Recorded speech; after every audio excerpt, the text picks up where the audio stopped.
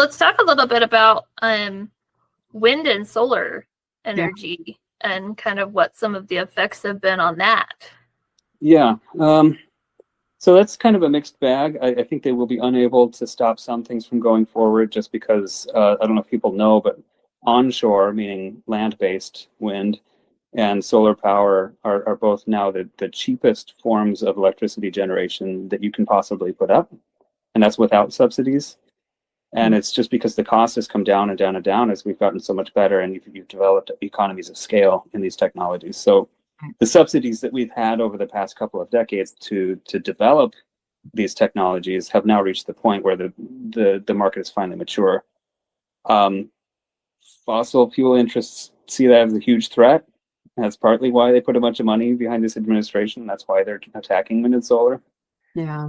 Wind and solar was going to be was briefly turbocharged in the United States because of the Inflation Reduction Act, which created a whole bunch of incentives, not just for like families to put on rooftop solar, but also like in manufacturing, US-based manufacturing, developers, so it's like all the way up and down the supply chain, so that we would have those capabilities in-house within the United States.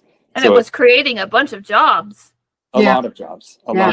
Especially in red states. Yeah, in a growing industry. A lot of jobs, is that tens of thousands, hundreds of thousands of jobs? What do you guys know? What I don't know the amount. I'm not sure. I remember reading a couple of news stories about how many jobs got lost in just the solar area. Oh, actually, I do have that written down. Through September, the United States lost 21,000 jobs last year in solar and wind, and 15,000 of those were in red states. And that was $24 billion in announced investments as well.